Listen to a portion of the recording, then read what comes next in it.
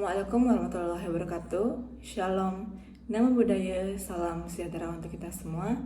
Salam harmoni. Baik, pada video kali ini kelompok kami akan menjelaskan tentang apa sih itu TCP/IP, apa perbedaan TCP/IP dengan OSI layer, dan yang terakhir yaitu tentang percobaan WireSat. Oke, jadi sebelum masuk ke materi, perlu kita ketahui bahwa zaman dahulu komputer memiliki bahasanya masing-masing. Komputer dengan merek A memiliki bahasanya sendiri, dan komputer dengan merek B juga memiliki bahasanya tersendiri. Dan tentunya komunikasi juga hanya bisa dilakukan dengan komputer dengan merek yang sama. Komputer A dengan komputer A dan komputer B dengan komputer B. Namun, komunikasi tidak hanya dibutuhkan oleh komputer dengan merek yang sama saja.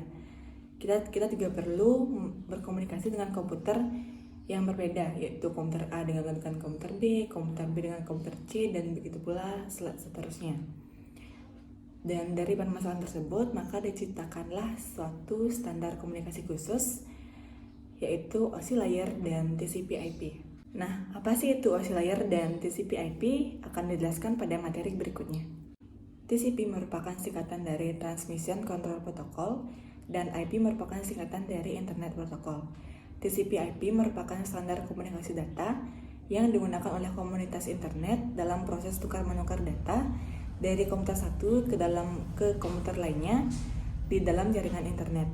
Nah, selain itu, fungsi dari TCP/IP yaitu melakukan remote login dari komputer jarak jauh, mengirim dan menerima mailing dari komputer lain, serta bisa menerapkan network file system.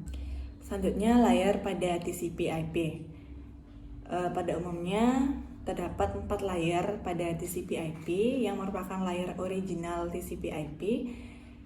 Yang layer paling luar yaitu application layer. Setelah itu ada transport layer. Setelah itu ada internet layer, dan layer paling dalam yaitu link layer. Pada perkembangannya, layer pada TCP/IP terdapat 5 update, yaitu yang pertama ada application layer, setelah itu transport layer, setelah itu ada network layer, data link, dan physical layer sebagai layer pertamanya. Secara umum, TCP/IP memiliki cara kerja yang pertama yaitu protokol memecah data menjadi bagian-bagian kecil yang disebut dengan paket data. Paket data ini diberi alamat dan kemudian dikirim melalui router. Setelah dikirim melalui router, data tersebut digunakan untuk mencapai tujuan dan bisa diterima oleh komputer lain.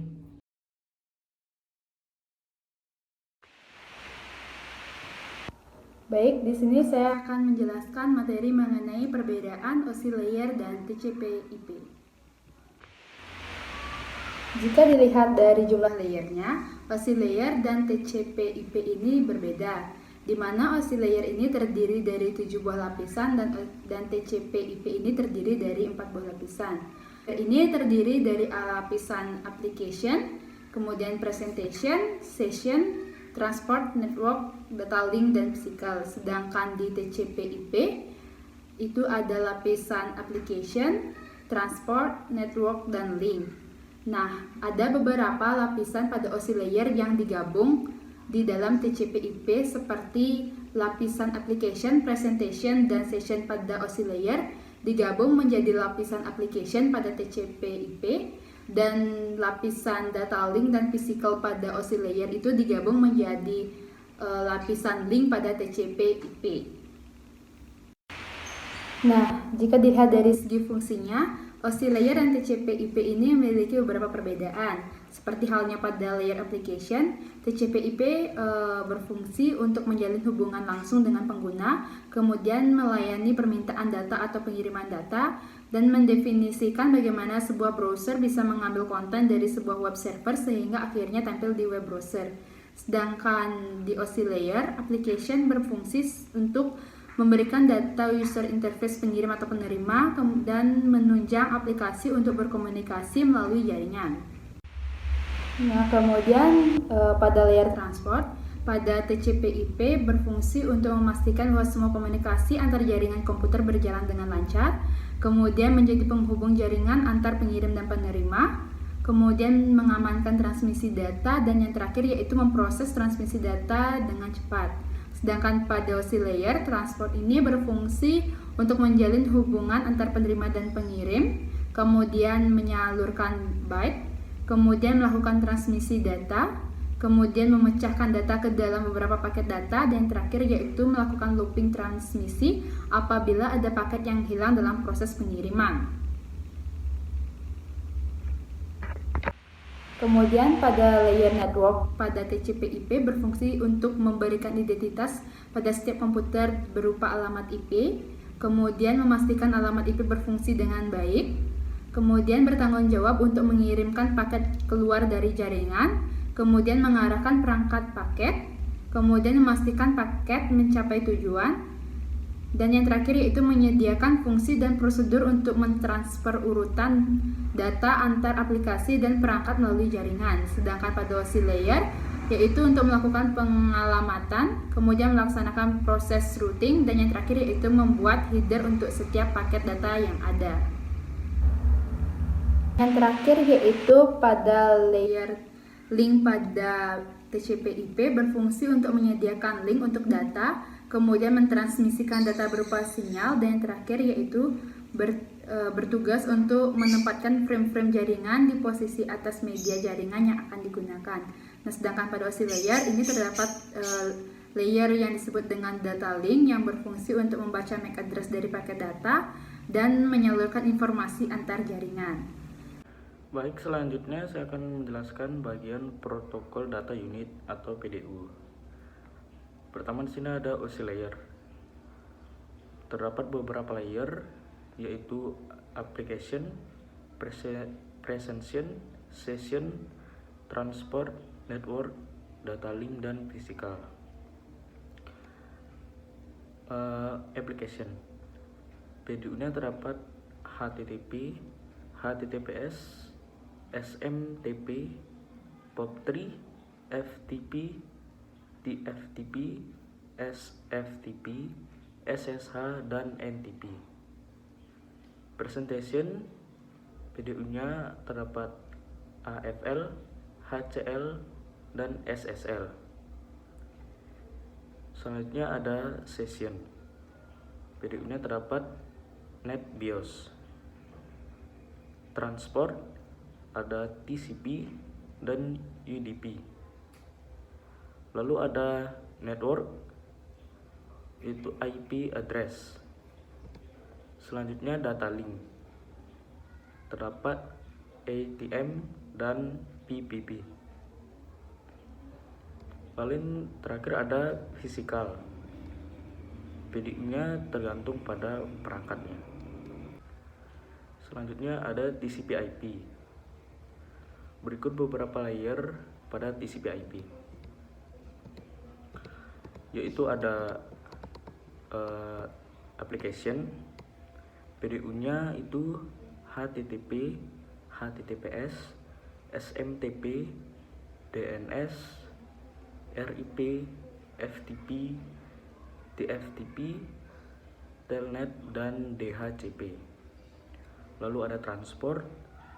PDU-nya itu TCP dan UDP. Lalu internet. PDU-nya ada IP, ICMP, IGMP, dan ARP. Lalu terakhir ada link. PDU-nya LAN, Ethernet Token Ring, MAN, dan WAN, ATM, ISDN, dan PSTN. Pada bagian ini, saya akan menjelaskan uji coba Wireshark pada website HTTP. Langkah yang pertama dilakukan ialah kita membuka aplikasi Wireshark yang telah diunduh pada perangkat komputer masing-masing. Pada tampilan ini, kita akan masuk ke Wi-Fi. Setelah kita masuk pada Wi-Fi, kita capture pada kotak merah yang terletak di kiri atas.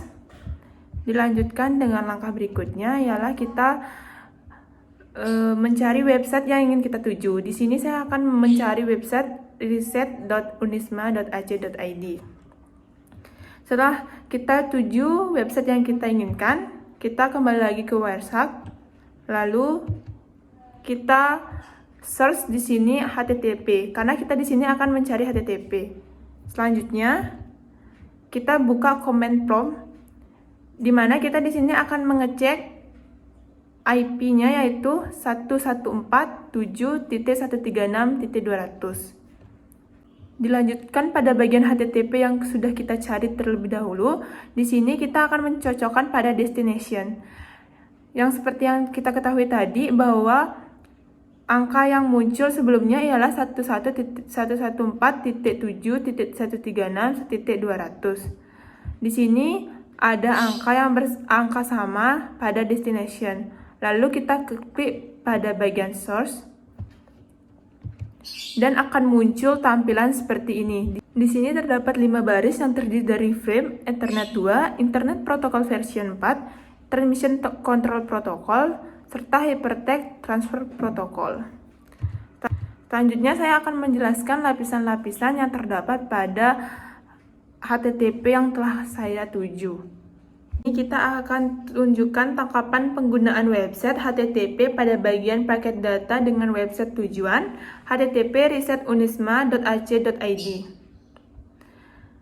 Yang pertama, saya akan menjelaskan pada layer application, di mana layer application ini merupakan layer keempat dari TCP/IP. Yang pada bagian ini berisi get header, index, PHP, FKIP, login, HTTP. Pada get header ini berfungsi untuk menangkap dan menyimpan data dari sebuah sumber. Lalu lanjut pada bagian kedua yaitu host. Di sini hostnya itu reset.unisma.ac.id. Pada host terdapat sumber atau nama dari website tujuan yang telah dicari. Selanjutnya, saya akan menjelaskan pada layer transport. Pada layer transport terdapat source port yaitu 63942. Pada bagian source port ini menunjukkan port dari source adalah 63942. Bisa dinyatakan bahwa ini adalah nomor TCP yang digunakan oleh sebuah program untuk mengirim data ke program lain di satu ujung. Terdapat juga destination port serta head length yang yaitu 20 bits. Jadi, dari penjelasan tersebut, maka pengirim atau sender menggunakan nomor port pada source port untuk memberitahu penerima aplikasi mana yang digunakan untuk menerima data. Sedangkan pada bagian penerima atau receiver menggunakan nomor port pada destination port untuk menentukan aplikasi mana yang harus mengirimkan data. Dilanjutkan pada paket data internet protokol yang merupakan layar ketiga dari bagian network. Yang pertama version 4. Pada bagian ini menunjukkan versi yang digunakan ialah versi 4.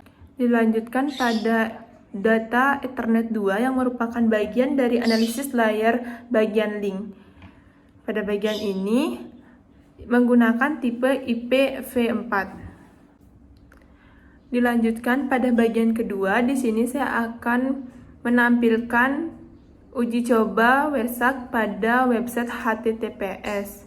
Di sini website yang saya tuju ialah https://nisn.data.kemendikbud.go.id. Pada bagian ini terdapat 4 baris, yaitu pada frame 4754, Ethernet 2, Internet Protocol version 4, serta Transmission Control Protocol. Pada bagian ini, yang pertama saya akan menjelaskan mengenai paket Transmission Control Protocol. Pada bagian ini, yang pertama source port yaitu 6430. Bagian ini menunjukkan port dari source adalah 6430.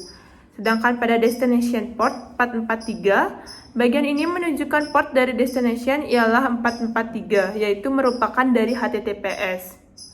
Dilanjutkan dengan header length, yaitu 32 bits, menunjukkan panjang header yang terdapat pada lapisan transport ialah 32 bits. Lalu, dilanjutkan dengan penjelasan tentang Internet Protocol version, di mana internet ini menggunakan versi 4 dan header length 52 bit, source 192.168.18.167. Bagian ini menunjukkan bagian IP dari source.